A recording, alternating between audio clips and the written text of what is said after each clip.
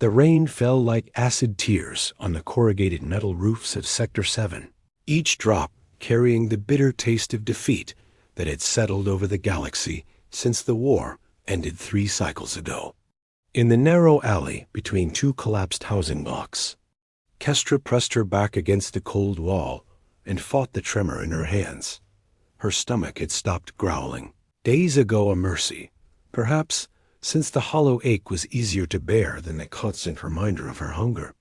The proud spines that once adorned her neck, marking her as nobility among the Valthrane people, had dulled to a sickly gray. Her skin, once a lustrous deep blue that caught starlight, now appeared ashen and brittle. She looked down at the tattered remains of what had once been ceremonial robes, worth more than most beings earned in a lifetime. The golden threading was long gone, traded for scraps of food in the early days, when she still believed rescue would come. Now only rough fabric remained, barely covering her lean frame. 3 days, she whispered to herself in her native tongue, then switched to basic. The human language had become necessary for survival in these slums where refugees from a dozen worlds scraped by on the edges of human-controlled space. 3 days since her last meal, a handful of protein paste, shared by a Kaloran family who had even less than she did. The sound of footsteps on wet stone made her press deeper into the shadows. A figure emerged from the main thoroughfare, tall and broad-shouldered in the way of humans, wearing a weather-beaten coat that had seen better years. He moved with purpose, but not urgency, his eyes scanning the alley with the wariness of someone who understood these streets. Kestra's breath caught. Humans were dangerous here. Some saw alien refugees as convenient labor, others as something worse. But this one, there was something different in the way he carried himself. No swagger, no predatory assessment of everything he passed. Stomach cramped, and the decision crystallized with brutal clarity. She had nothing left to trade but herself. Stepping from the shadows, she let the torn fabric of her robe slip from one shoulder, exposing the elegant curve of her collarbone and the intricate patterns that naturally adorned her skin. Her voice came out rougher than intended, her throat dry as sand. Human. She used the basic word deliberately, keeping her accent minimal. You look like someone with food to spare. He stopped, his dark eyes finding hers. She expected the familiar hunger she'd seen in other faces, the calculating look that measured her worth in base terms. Instead, she saw something that made her falter. Concern. You're starving, he said simply. Not a question, just a statement delivered with unexpected gentleness. Kestra lifted her chin, summoning the last threads of dignity her noble upbringing had instilled. I have something to offer in return for a meal. She let more fabric slip, revealing more of her lean frame. I know what humans desire from my kind. The human Dmitri, though she didn't know his name yet, did something that shattered her. Expectations entirely. He shrugged off his coat and stepped forward, not to take advantage of her offer, but to drape the heavy fabric around her shoulders. Put this on, he said quietly. You're shivering. The coat was warm from his body heat and smelled of clean fabric and something woodsy she couldn't identify. Kestra stared at him, her carefully prepared words dissolving on her tongue. I don't understand, she managed. When did you last eat? He asked instead of answering. 3 days. The admission slipped out before she could stop it. Dmitri nodded and reached into his pack, producing a wrapped bundle that made her mouth water instantly. Real food bread, some kind of preserved meat, even a piece of fruit that must have cost a fortune in this sector. Eat, he said, offering it to her. No payment required. Kestra's hands shook as she took the food, her eyes never leaving his face. Why? Because you're hungry. He said it as if it were the most obvious thing in the universe. And because everyone deserves to eat, regardless of what they can offer in return. As she bit into the bread, tears she hadn't allowed herself to shed in months finally fell. For the first time since her world had burned, someone had seen her as more than a transaction. The morning sun filtered through the perpetual haze that hung over Sector 7, casting everything in shades of amber and rust. Kestra had spent the night huddled in an abandoned supply closet, Dimitri's coat still wrapped around her shoulders like armor against the world's cruelty. The food he'd given her had been the first real meal she'd had in weeks, and for the first time in months, she'd slept without the gnawing ache of hunger. She found him at the edge of the sector, sitting on a piece of broken concrete that might have once been part of a monument. He was sharing ration bars with a group of Caloran children, their large eyes bright with gratitude as they clutched the precious food. "You came back," he said when he noticed her approach, though he didn't sound surprised. "Your coat," she replied, beginning to slip it from her shoulders. "Keep it for now." His voice carried that same gentle firmness from the night before. "We're traveling today." "We?" The word came out sharper than she intended, years of betrayal making her suspicious of any kindness. Dimitri stood, shouldering his pack with practiced ease. "I'm heading to the outer settlements.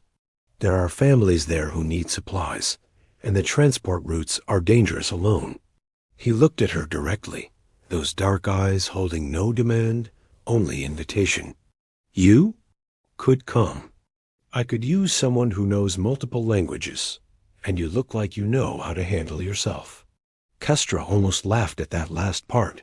She who had once commanded the respect of an entire house, who had negotiated trade agreements between worlds, now looked like she could handle herself. But as she studied his expression, she realized he wasn't mocking her. Somehow, even in her fallen state, he saw strength. "What do you get out of it?" she asked, the question that had kept her alive in these slums. "A travel companion who won't try to rob me in my sleep," he said with a slight smile. "And maybe someone to talk to who's seen more of the galaxy than these ruins." They walked in cautious silence through the morning, leaving the relative safety of the sector for the broken highways that connected the refugee settlements. The landscape was a testament to the war's destruction-twisted metal sculptures that had once been buildings. Forests turned to crystalline structures by chemical weapons. Entire cities reduced to glass planes that reflected the sky like broken mirrors. "I was born on Valthra Prime," Kestra found herself saying as they picked their way across a field of debris. "My family controlled the crystal mines that powered half the inner systems."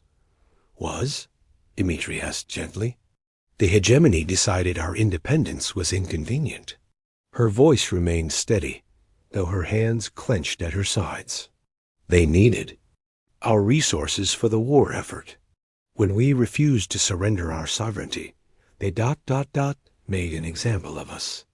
She didn't tell him about watching the orbital bombardment from her family's escape ship, about seeing her homeworld crack like an egg as the planet killers did their work. Some wounds were too deep for words. "I lost my farm," Dimitri said after a long moment. 3 generations of my family had worked that land. The military needed it for a forward base." He kicked at a piece of twisted metal. "They gave us compensation credits that became worthless when the economy collapsed after the armistice. There was understanding in that shared loss, a recognition that they'd both been discarded by the same system that had promised to protect them." As the day wore on, their conversation flowed more easily. Dimitri told her about the settlements he visited, the families struggling to rebuild from nothing. Kestra found herself sharing memories of her old life, the diplomatic ceremonies, the intricate dances of interstellar politics, the weight of responsibility she'd carried for her people. When they stopped to rest near a partially collapsed bridge, Dimitri produced more food from his seemingly bottomless pack. This time, Kestra didn't hesitate to accept it, though she insisted on giving him information about the safest routes through the eastern settlements in return. "You don't have to pay for everything," he said, watching her methodically divide the rations into equal portions. "In my world, All relationships were transactions, she replied. Honor required equivalent exchange. What if some things can't be measured that way? The question hung between them as they shared the simple meal. For the first time in years, Kestra felt something other than the constant calculation of survival. Sitting beside this human who asked for nothing more than her company, she remembered what it felt like to simply exist without constantly weighing cost against benefit. As evening approached, and they made camp in the shelter of an overturned transport, Kestra found herself studying Dimitri's profile in the firelight. He moved with an economy of motion that spoke of hard experience, but his hands were gentle when he tended the fire, careful not to waste fuel. "Why do you do this?" she asked. "Travel alone, help strangers. It would be easier to find a settlement and stay put." He was quiet for so long she thought he wouldn't answer. When he finally spoke, his voice carried the weight of old pain. "Because I remember what it felt like when no one helped us," he said. "After we lost the farm, my sister got sick. The medical centers were overwhelmed. Resources were scarce. People—" Just looked the other way. He stoked the fire, sparks rising into the dark sky. "She died waiting for someone to care enough to help." Kestra felt something shift in her chest, a crack in the armor she'd built around her heart. This human understood loss in a way that transcended species, and his response had been not bitterness, but in determination to ensure others didn't suffer the same. Abandonment. When she lay down to sleep that night, still wrapped in his coat, she realized that for the first time since her world had burned, she wasn't entirely alone. 2 weeks of traveling together had established a rhythm between them that felt surprisingly natural. Kestra's knowledge of alien languages and customs proved invaluable in the settlements they visited, while Dimitri's seemingly infinite network of contacts ensured they never lacked for supplies or safe places to rest. But more than professional partnership was growing between them, something that made Kestra's pulse quicken whenever their hands accidentally brushed while breaking camp, or when she caught him watching her with an expression she was beginning to recognize as admiration. They were taking shelter from an acid storm in an abandoned research station when the walls she'd built around her past finally crumbled. The storm had driven them deep into the facility's lower levels, where the emergency lighting cast everything in an eerie blue glow. Kestra stood before a cracked mirror in what had once been a decontamination chamber, studying her reflection with critical eyes. "I used to be beautiful," she said quietly, not realizing Dimitri had approached until she saw his reflection appear beside hers. "You still are," he said simply. She turned to face him, her expression bitter. "Look at me, Dimitri. Really look." She gestured to her dulled spines, her ashen skin, the hollow places hunger had carved in her cheeks. "I'm a shadow of what I was. I am looking." His voice carried a warmth that made her breath catch. "I see someone who survived when survival should have been impossible. Someone who still helps others, even when she has nothing left to give. Someone who speaks 6 languages and can negotiate passage through territories that would kill most travelers." He stepped closer, close enough that she could see the gold flecks in his dark eyes. "I see someone extraordinary." The words broke something inside her, and suddenly she was crying not the silent tears of exhaustion she'd learned to hide, but deep, wrenching sobs that seemed to come from her very core. "They called me the Sapphire of Vaelthra," she gasped between sobs. "I had a palace that floated above the crystal clouds. I commanded fleets, negotiated treaties, held the fate of systems in my hands." Her voice dropped to a whisper. "And I couldn't save any of them. Not my people, not my family, not even myself." Dimitri's arms came around her then, strong and warm, and completely without demand. He held her while she broke apart, whispering words of comfort in his own language, words she didn't understand but felt in her bones. "I watched my homeworld die, she whispered against his chest. Watched the cities I'd grown up in turn to glass and fire. And I ran. I left them all behind, and I ran. You survived, he said firmly. That's not cowardice, Kestra. That's strength.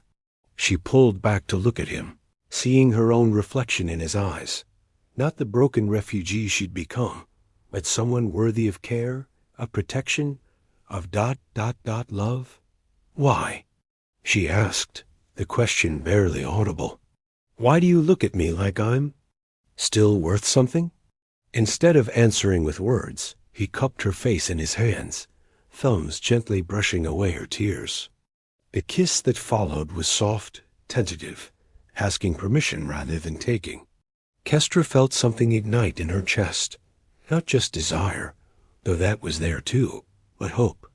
The dangerous, impossible hope that maybe she could be more than just a survivor. When they broke apart, she rested her forehead against his, breathing in the scent of him human warmth, and something uniquely Dimitri that made her feel safe in a way she'd forgotten was possible. I haven't been with anyone since ... She began, then stopped, heat rising in her cheeks. We don't have to, he started, but she pressed her fingers to his lips. I want to, she said, surprised by her own certainty. I want to remember what it feels like to be touched with kindness instead of hunger. What followed was gentle exploration. Hands relearning the map of desire, mouths discovering the particular taste of hope. Dimitri touched her like she was precious, like her scars were badges of honor rather than marks of shame. When he traced the intricate patterns on her skin with his lips, murmuring words of praise in his native tongue, Kestra felt beautiful for the first time in years. Afterward, as they lay tangled together on their makeshift bed, Kestra found herself speaking truths she'd never told anyone. I dream about them sometimes, she whispered into the darkness. My people. They're all standing in the crystal gardens, and they're asking why I left them behind. And what do you tell them? Dimitri's voice was sleep-rough but alert. That I'm sorry, that I should have stayed and died with honor instead of living with shame. He was quiet for a long moment, his hand tracing gentle patterns on her shoulder. Maybe they're not asking why you left, he said finally.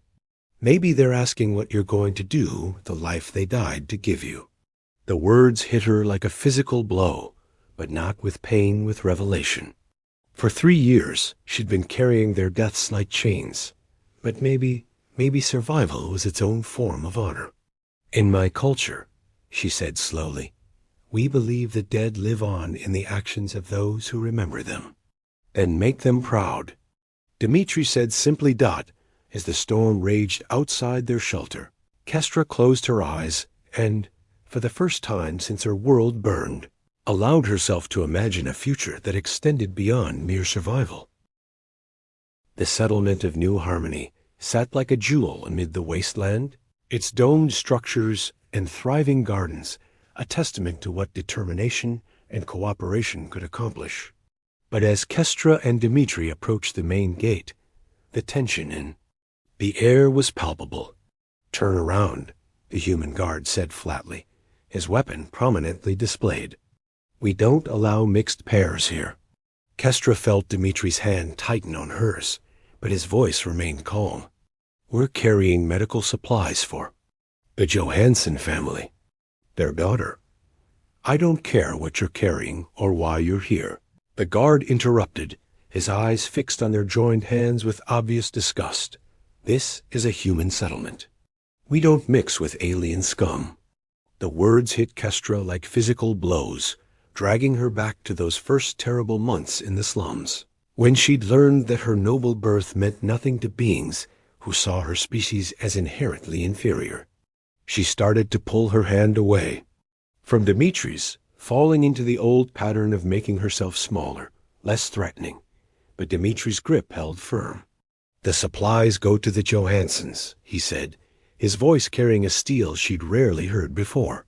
And my partner and I will deliver them together. Partner?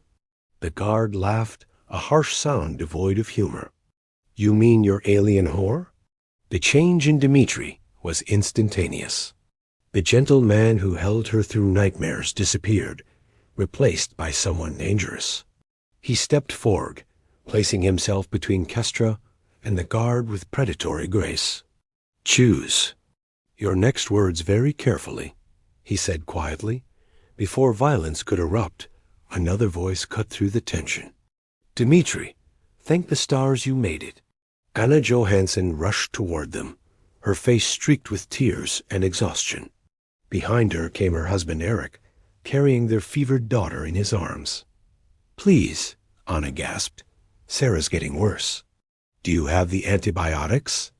Dmitri immediately shifted back to his gentler self, reaching for his pack. Of course. Let's get her to your medical center. The guard tried to block their path again, but Eric's voice cut him off. Stand aside, Peterson. This man has saved half the children in this settlement, and I'll be damned if you'll stop him from saving my daughter. As they worked through the night to break Sarah's fever, Kestra witnessed something that made her chest tight with pride. Despite the hostility they'd faced at the gate, Dmitri never wavered in his dedication to helping the sick child. He worked alongside Kestra, translating her knowledge of Velthrin healing techniques, while she prepared traditional remedies that complemented the human medicine. When Sarah's fever finally broke near dawn, her parents wept with relief. How can we ever repay you? Anna asked, clutching her daughter close. You don't need to, Dmitri replied, but his exhaustion was showing. Just maybe put in a word with your settlement council. Not everyone needs to be afraid of cooperation between species. It was Eric who spoke up, his voice carrying the authority of someone respected in the community. There's going to be changes around here. Peterson and his friends represent the old way of thinking, but not all of us agree with them. Over the following days, as word spread of how the mixed pair had saved one of their children, the settlement's attitude began to shift. Not universally, Peterson and his supporters still glared and muttered threats, but enough that other families began approaching them for help. On their third night in New Harmony, as they shared a quiet dinner in the Johanssons' guest quarters, Kestra found herself studying Dmitri's profile in the lamplight. You could have left me at the gate, she said quietly. Made your delivery and moved on without the complications I bring. Dmitri set down his fork and turned to face her fully. Is that what you think? That you're a complication? The intensity in his gaze made her breath catch. Aren't I? Your work would be easier without. My work would be meaningless without you, he interrupted. Kestra, you make me better. You make everything I do better. He reached across the small table to take her hands. I love you. The words hung in the air between them, simple and devastating in their honesty. Kestra felt tears prick her eyes, not of sadness this time, but of overwhelming joy.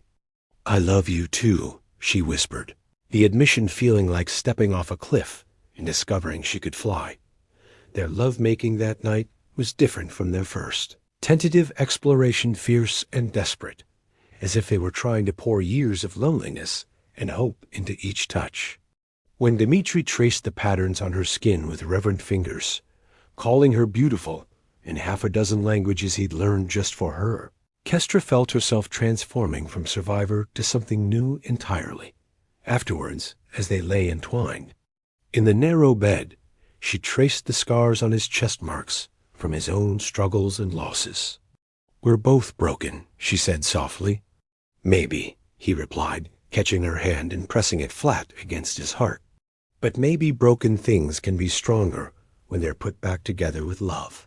Their peace was shattered by the sound of shattering glass and shouting voices outside. Peterson and his supporters had decided that words weren't enough. They wanted the alien lover and his pet gone by any means necessary. As they dressed quickly and prepared to face whatever was coming, Kestra felt something settle in her. Chest not fear, but determination. For the first time in years, she had something worth fighting for. Someone worth fighting beside. Whatever happens, she said, checking the charge on the plasma cutter that served as her only weapon. "We face it together." Dmitri smiled, and in that expression, she saw the same fierce protectiveness she felt burning in her own heart. "Together," he agreed. The mob outside was growing larger, their voices rising in anger. But inside the small room, two beings from different worlds stood ready to defend not just their love, but their right to exist as equals in a galaxy that seemed determined to keep them apart. A confrontation came at dawn, when Peterson and his followers surrounded the Johansson house with weapons drawn and hatred burning in their eyes. But they hadn't counted on Eric and Anna standing with them, or the dozen other families whose children Dmitri and Kestra had helped over the past days. "This ends now, Peterson," Eric called out, his own rifle trained on the mob leader. "These people saved my daughter's life. They've done nothing but help our community. They're an abomination." Peterson spat, his face twisted with rage. "Humans weren't meant to mix with alien filth." The standoff stretched taut as a wire, dozens of weapons aimed in a deadly circle, when Sarah Johansson's small voice cut through the tension. "Why is everyone mad at the angel lady?" The 6-year-old had slipped past her parents, still weak from her recent fever, but determined to understand why the woman who had sung her healing songs was being threatened. Her innocent question struck the mob like a physical blow. "She's not an angel, sweetheart," Peterson said, his voice gentling despite himself. She made the hurt go away," Sarah interrupted, walking unsteadily toward Kestra. "She sang to me in the pretty language and held my hand when the medicine made me scared." Kestra knelt to catch the child as she stumbled, her heart breaking at the trust in those wide human eyes. "You should be resting, little star," she murmured in Basic, then repeated the endearment in Velthran. "See?" Sarah turned to address the crowd with the absolute certainty of childhood. "Angels speak in music. Mama said so." The moment of pure innocence shattered Peterson's rhetoric more effectively than any argument could have. One by one, weapons lowered as the crowd remembered their own children, their own moments of desperate need when help came from unexpected sources. "This isn't over," Peterson muttered, but his supporters were already melting away, shame replacing anger on their faces. In the aftermath, as the Settlements Council formally apologized for the incident and offered Dmitri and Kestra permanent residency, they found themselves sitting by the crystal gardens that had been planted to honor the war's victims. "We could stay," Dmitri said quietly, his arm around her shoulders as they watched the sunset paint the dome walls in shades of amber and rose. "They're offering us a house, land, a place to build something permanent."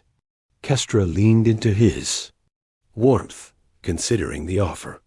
It would be easy to accept, to find safety behind the settlement's walls and forget the wider galaxy's troubles.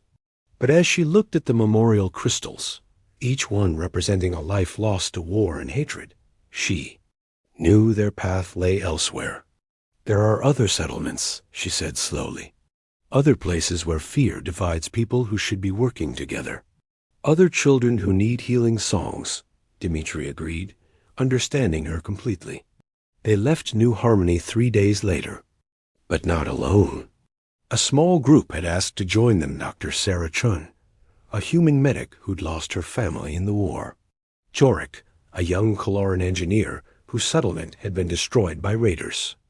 And Myra Santos, a former military pilot who'd grown sick of watching civilians suffer while politicians played games. Their convoy was small but determined, carrying supplies and hope in equal measure as they set out for the frontier worlds where help was desperately needed. That night, as they made camp beneath stars that belonged to no nation or species, Kestra found herself watching Dmitri organize supplies with the efficiency of long practice. The group looked to him naturally for leadership, but he always deferred to her knowledge when it came to alien customs or languages. "Regrets?"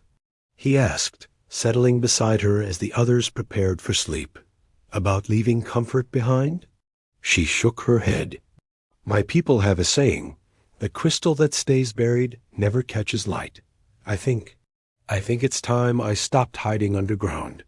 Later, in the privacy of their tent, they made love with the passion of people who'd found their purpose as well as each other.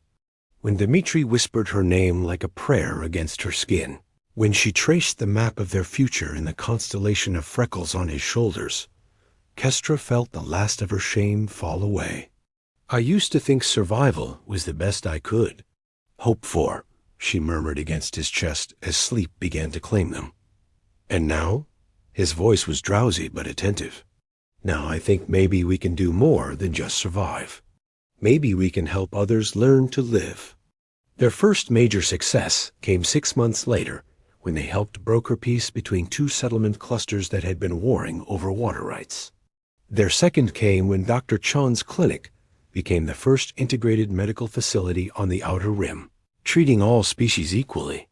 Their third was when Jorik's engineering innovations helped 3 different worlds restore their communication networks. A year after leaving New Harmony, they received a message that made them both smile. Little Sarah Johansson had drawn them. A picture 2 figures standing beneath a rainbow of colors, labeled in careful childish letters, the angel lady and the kind man. Think she's right? Dmitri asked, studying the drawing. Are we angels?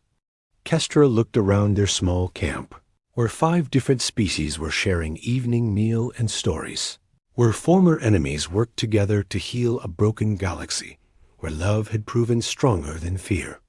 Maybe, she said, stealing a kiss. That tasted like starlight and hope. Or maybe we're just proof that even in the darkest places, new light can grow. As the twin moons rose over their temporary home, Kestra reflected on how far she'd traveled from that desperate night in Sector 7. She'd offered herself for a meal and received instead a lifetime of purpose, partnership, and love. In learning to see herself through Dimitri's eyes, she'd remembered not just her own worth, but the value every being possessed simply by existing. Tomorrow they would move on to the next settlement, the next crisis, the next opportunity to prove that cooperation was stronger than division. But tonight, surrounded by friends, and held in the arms of the man who'd given her back her future, Kestra was exactly where she belonged. The war had taken her world, her family, her crown, but it had also led her to something greater than she'd ever imagined possible. A love that transcended species, a purpose that fulfilled her soul, and the chance to help write a better ending to the galaxy's story. In the ruins of the old world, something beautiful was growing. And for the first time since her homeworld burned, Kestra dared to believe that the best was yet to come.